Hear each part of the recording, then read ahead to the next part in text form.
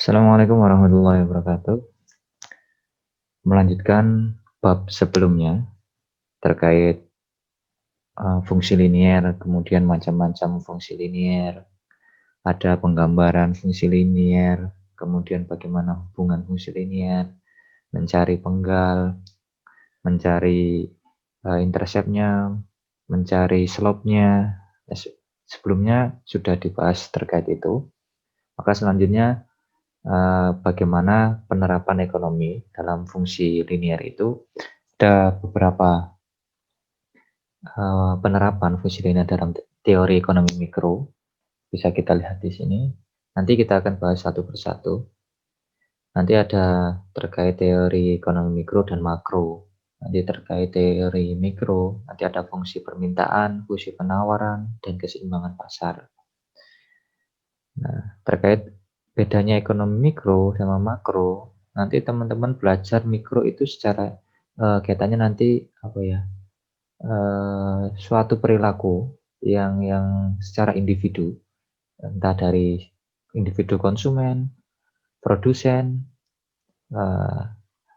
nanti terkait ini contohnya nih permintaan, penawaran. Nah, kalau kaitannya dengan makro itu lebih agregat, jadi tidak membahas individu per individu konsumen, per individu produsen. Nanti kalau makro kaitannya dengan lebih luas, jadi kaitannya lebih apa, cakupannya luas, jadi agregat seperti itu. Jadi permintaan penawaran pun agregat, jadi di sini ada ISLM, ada terkait permintaan penawaran uang, permintaan penawaran barang, nah itu kaitannya di sini. Kemudian ada pendapatan nasional, impor, nah itu nanti cakupannya ekonomi makro seperti itu. Kalau mikro, nanti cakupannya terkait hal-hal yang bersifat individu, macam nanti keuntungan, biayanya. Nah, itu nanti teman-teman dapat ekonomi mikro di semester selanjutnya. Makro juga demikian, nanti di semester selanjutnya lagi. Nah, ini teman-teman harus paham bagaimana cara menghitung kurva itu seperti apa, kemudian nanti menghitung persamaannya bagaimana, mengetahui harganya berapa, kuantitasnya berapa. Nah, ini melalui penerapan ekonomi ini. Yang kemarin kita belajar bagaimana kita menghitung secara substitusi, kemudian menghitung dengan cara eliminasi, determinan. Nah, ini kita terapkan dalam penerapan ekonominya. Nah, yang pertama, ini terkait teori ekonomi mikro, fungsi permintaan dan fungsi penawaran dan keseimbangan pasar. Yang pertama, ini adalah persamaan fungsi permintaannya. Harus teman-teman tahu. Fungsi permintaan itu ini kaitannya dengan kuantitas jumlah yang diminta dengan harga ya, yang diminta. Jadi ketika harganya naik, nah ini tandanya negatif, artinya berbalik. Ketika harganya naik, maka permintaan akan turun, kebalikannya. Begitu pula ketika harga itu turun, maka permintaan akan barang itu akan naik, terbalik. Berbeda dengan penawaran. Kalau penawaran nanti nilainya di sini adalah positif. Yang pertama permintaan dulu. Q sama dengan Q adalah kuantitas yang diminta. A ini adalah konstantanya atau interceptnya. Ini kita kemarin sudah belajar bagaimana penggal, kemudian lereng. Kalau penggal adalah ininya, A ini adalah penggal atau bisa disebut intercept. Kalau yang lereng ini adalah namanya lereng atau slope, kemiringannya. Itu yang perlu teman-teman ingat. Saya balik lagi ke kurvanya. Nah, di sini Q adalah kuantitas yang diminta, A ini adalah interceptnya. Ini A ini. Kemudian B adalah lerengnya. Jadi kalau digambarkan seperti ini gambar kurva permintaan. Kalau kurva penawaran, dia kebalikannya permintaan. Jadi dia slope-nya positif. Kalau gini, slope-nya negatif. Artinya, di sini coba saya tampilkan.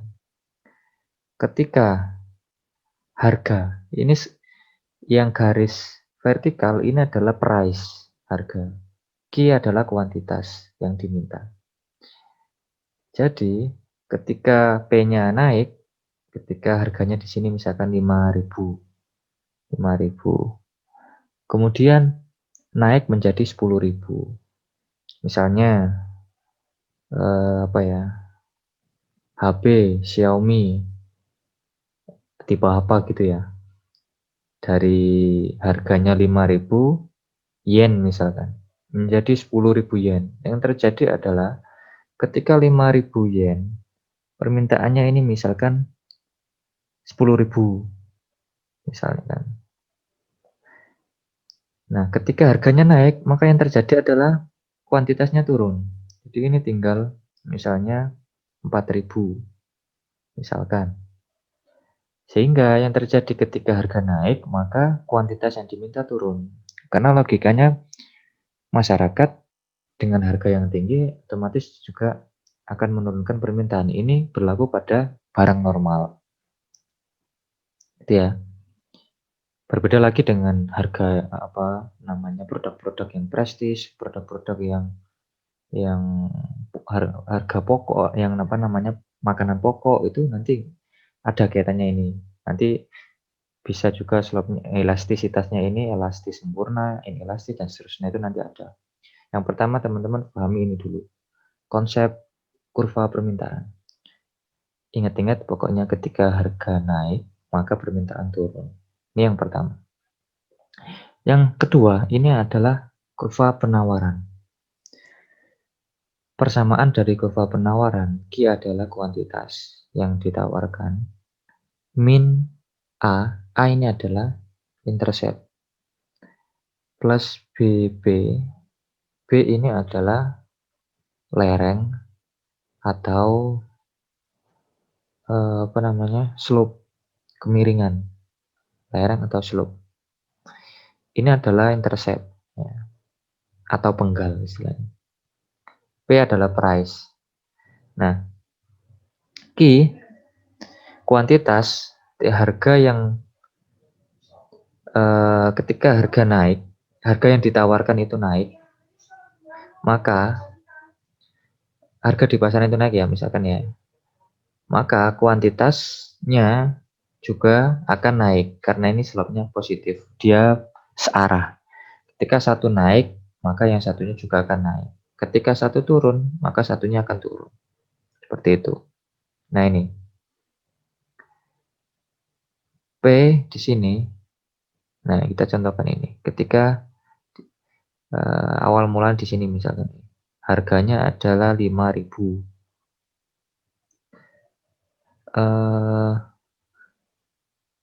Itu penawarannya adalah misalkan 4.000 unit. Ketika menjadi harganya dari 5.000 yen menjadi 10.000 yen, maka penawarannya akan meningkat. Nah, karena produsen otomatis merasa ini hal sesuatu yang menguntungkan. Yang mana harga dia biasanya menjualnya dengan harga 5.000, tiba-tiba harganya naik menjadi 10.000. Kan untung lebih besar. Sehingga dia akan menawarkan produknya lebih banyak dari 4.000 menjadi 10.000. 4.000 menjadi ya 10.000 misalkan. Itu ya. Nah, sehingga kurvanya seperti ini. Nah, ini kenapa minus? Karena dalam kurvanya ini dia di posisinya di sini. Jadi dia adalah minus A-nya. Minus A di sini posisinya dia Q-nya ini Q minus. Jadi dia di sini. Berada di posisi sini. Sedangkan P-nya ini adalah kemiringannya sini. Sama ya. Perubahan Q dibagi dengan perubahan P. Perubahan Q dibagi dengan perubahan P. Nah, seperti itu. Setelah ini kita praktekkan langsung cara menghitungnya. Nah, kita coba lihat posisinya di sini.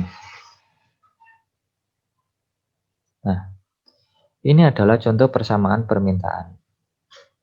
Ketika harganya 5.000, maka harganya 15, maka kuantitas yang diminta juga 15 misalkan. Jadi sehingga persamaan yang bisa kita tulis adalah P-nya ini. Nah, contoh persamaan dari penawaran.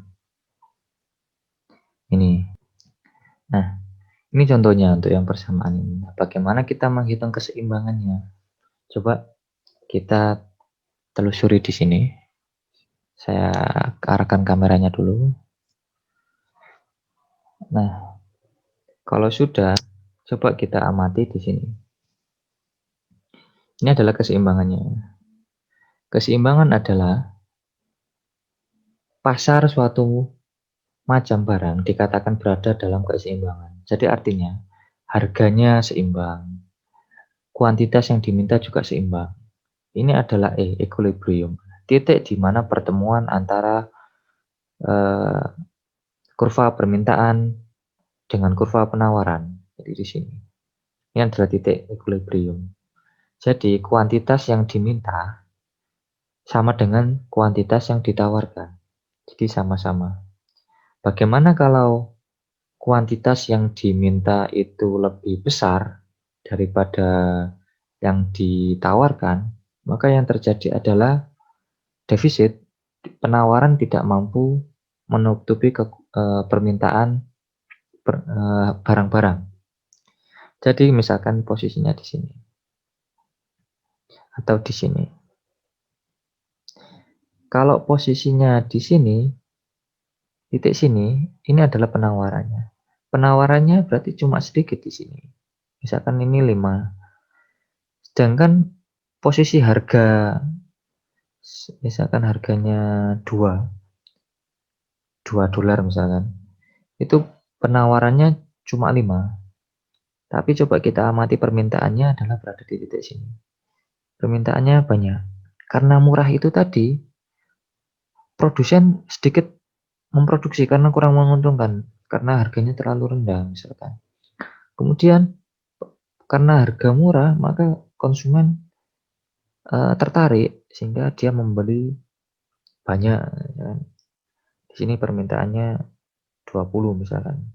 Nah, ini terjadi defisit, kekurangan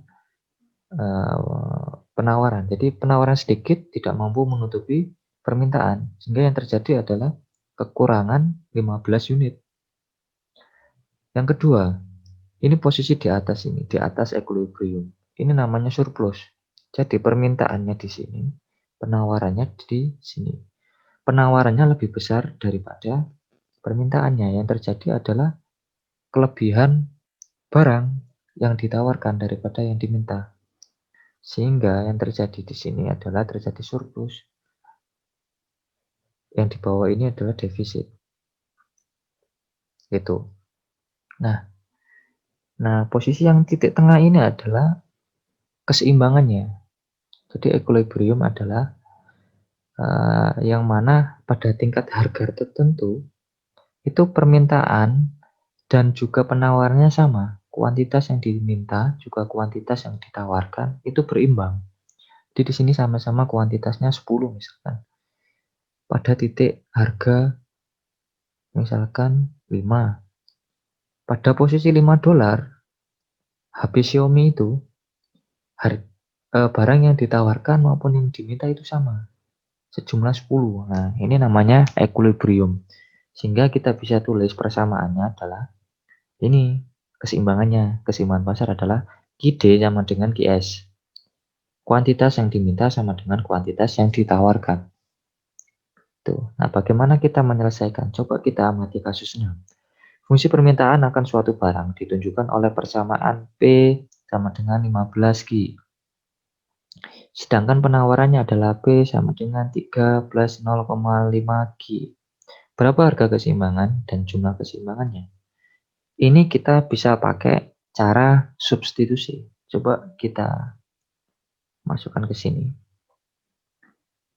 P bisa kita balik seperti ini. Q sama dengan 15 min P. Kemudian kita juga bisa balik ke sini. Q sama dengan min 6 plus 2P. Ini adalah persamaan yang akan kita masukkan ke keseimbangan. Berarti QD, ini QD sama dengan QS. Kita substitusikan QD dengan QS.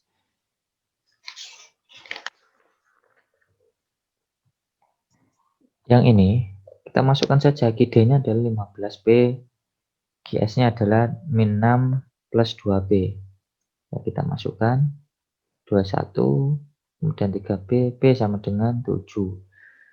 Nilai harga 7 ini kita substitusikan ke salah satu persamaan, bisa ke persamaan kuantitas yang diminta, juga bisa kita masukkan ke kuantitas yang ditawarkan. Ini contohnya kita masukkan ke kuantitas yang diminta. Tinggal pertanyaannya saja, jumlah keseimbangan. Nah, pertanyaan adalah berapa jumlah keseimbangan? Kita bisa masukkan salah satunya, ini misalkan kuantitas yang diminta. Q sama dengan 15 min P. Kita masukkan 15 min P-nya adalah 7. Min 7 sama dengan 8. Jadi keseimbangannya adalah terjadi ketika harganya adalah 7. Ini. Dan kuantitas yang diminta adalah, kuantitas keseimbangan antara permintaan dan penawaran adalah 8.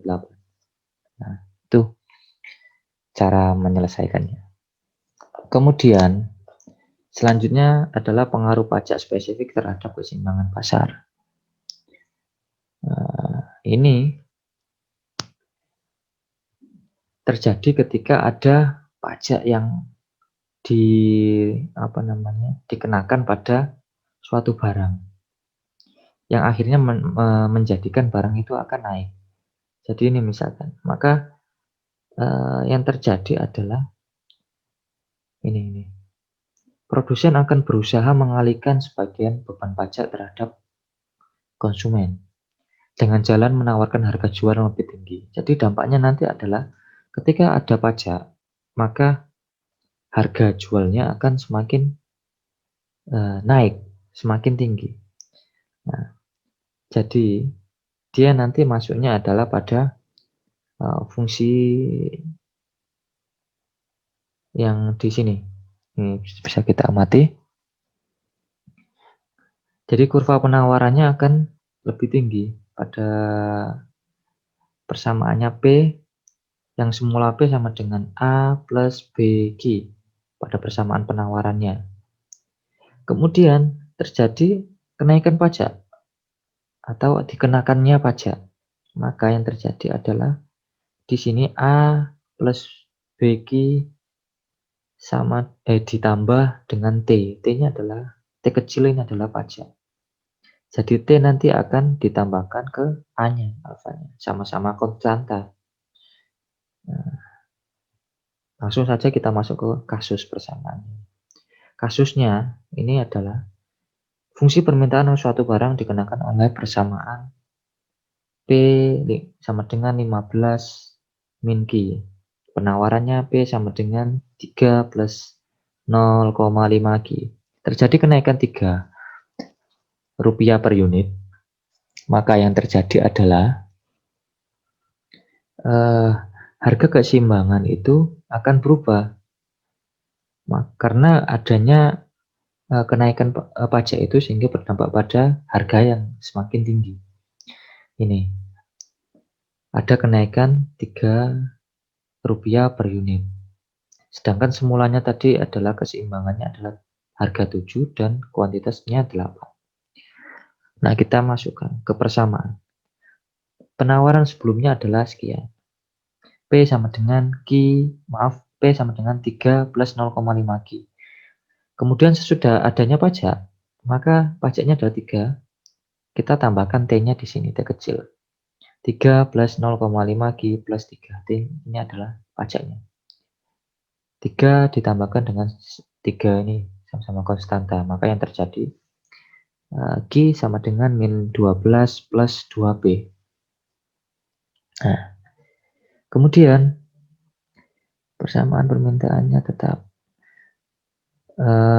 Ini adalah perubahan penawarannya karena adanya pajak itu tadi.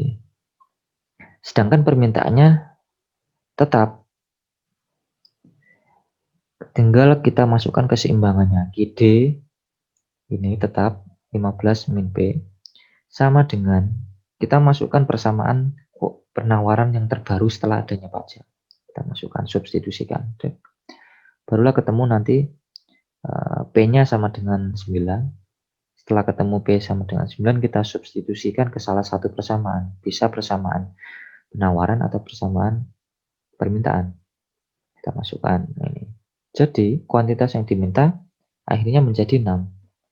Yang sebelum adanya pajak, kuantitasnya adalah 8. Tapi karena harga semakin tinggi, maka kuantitas yang diminta akan turun. Nah, ini yang terjadi. Sehingga kalau kita lihat di grafik atau kurva yang ditampilkan, di awal sebelum adanya pajak adalah equilibriumnya, keseimbangannya di posisi sini. Harga 7, kemudian kuantitasnya 8. Setelah adanya pajak, karena peningkatan 7 menjadi 3, ada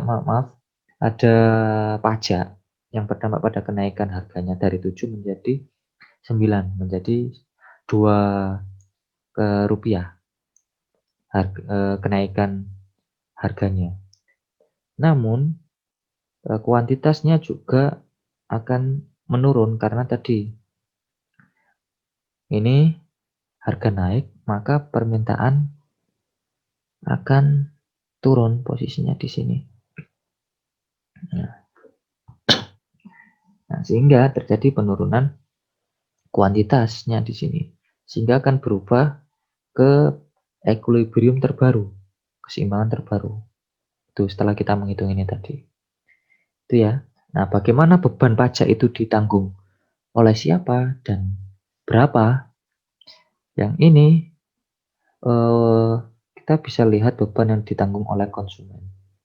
Beban yang ditanggung oleh konsumen adalah selisih antara harga keseimbangan sesudah pajak dan harga keseimbangan sebelum pajak. Jadi harga sesudah pajak adalah 9. Kemudian harga sebelum adanya pajak adalah 7. 9 kurangi 7 adalah 2. Jadi 2 rupiah itu adalah yang dikenakan ke konsumen. Sedangkan pajak yang dikenakan keseluruhan tadi adalah 3 per unit. 3 rupiah per unit. Sehingga 2 dari 3 adalah 67%. Jadi pajak yang dikenakan ke konsumen adalah 2 rupiah. Alias 67% dari total 3. Yang 1%-nya kemana? 1%-nya dikenakan kepada produsen. Jadi rupiah pajak sebesar 3 rupiah itu 2 rupiahnya dikenakan ke konsumen, 1 rupiahnya dikenakan ke produsen.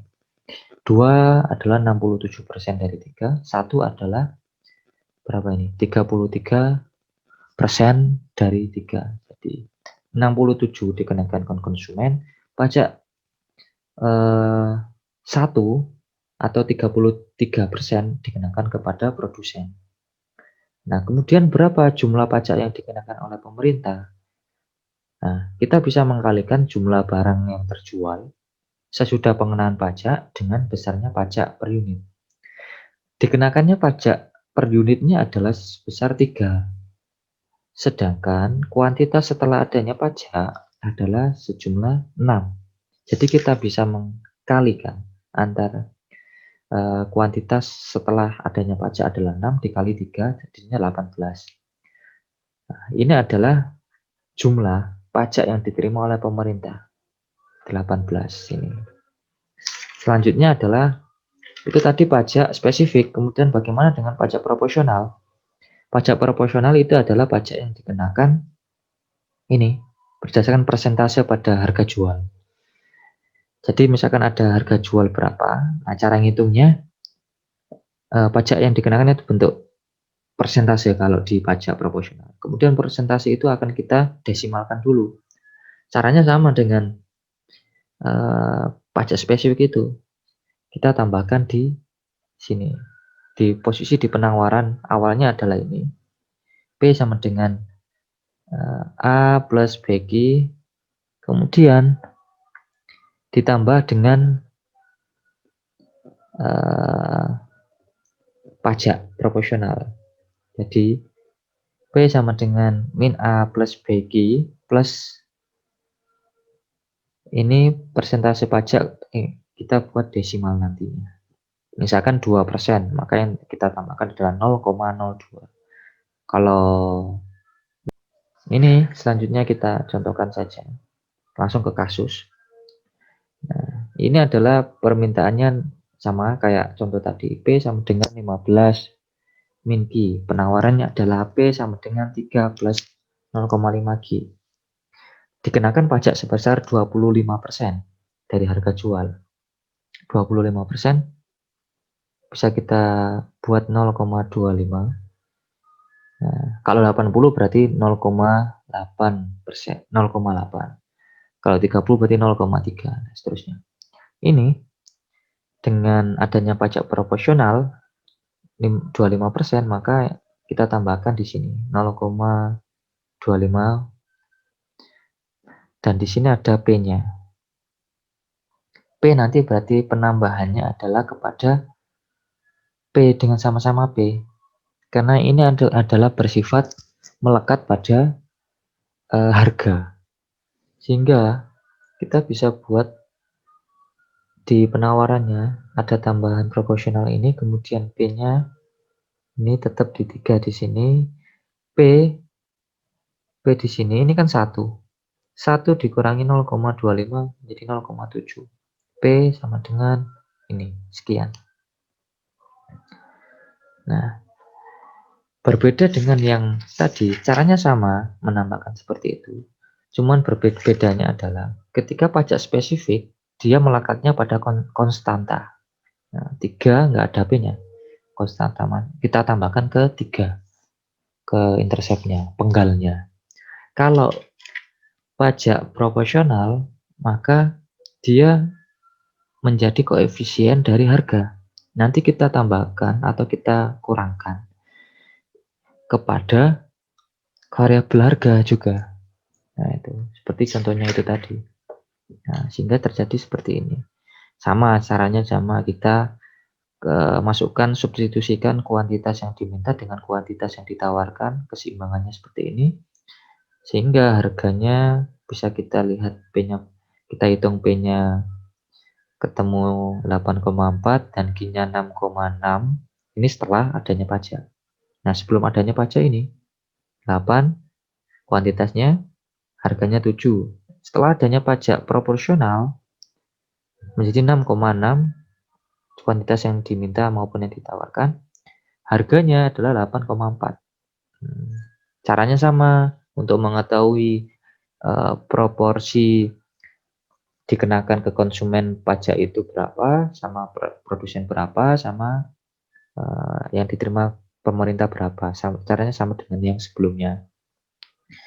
Nah, kita bisa melihat harga setelah adanya pajak proporsional dengan harga sebelum adanya pajak proporsional. 8,4 dikurangi 7 adalah 1,4. 1,4 adalah pengurangan antara harga setelah adanya pajak dengan harga sebelum adanya pajak adalah 8,4 dikurangi 7 di 1,4 dari total 2,1. Nah, 2,1 itu diperoleh dari mana? Nah, ini adalah besaran pajak yang diterima oleh pemerintah ini. T adalah pajaknya 0,25 dikali dengan harga setelah adanya pajak. Sehingga pajak yang diterima oleh pemerintah dari setiap unit barang adalah 2,7 rupiah. Kalau 2,1. Nah, ini sehingga kita bisa mencari yang untuk konsumen adalah 8,4 dikurangi 7, 1,4 adalah 67% dari 2,1. Sisanya adalah 0,7. 2,1 dikurangi 1,4, 0,7. Ini adalah dibebankan kepada produsen. Jadi konsumennya lebih banyak dibebankan pajaknya itu 6,7%, yang produsennya 33%. Nah, bagaimana dengan jumlah pajak yang diterima oleh pemerintah? Kalau jumlah, ini yang pertama sebelumnya ini tadi adalah harga yang diterima pemerintah pada tiap unitnya. Kalau yang ini adalah jumlah yang diterima sudah bentuk nominalnya, jumlah yang diterima pemerintah dari perdagangan itu. Jadi T besar ini sama dengan kuantitas setelah adanya pajak adalah 6,6 dikali dengan pajak per unitnya 2,1. Jadi 13,86 adalah jumlah yang diterima pemerintah setelah mengenakan pajak proporsional tersebut. Nah, kemudian ada pengaruh subsidi terhadap keseimbangan pasar. Nah, ini akan saya sampaikan di sesi berikutnya. Kita break sejenak. Setelah itu saya lanjutkan kembali.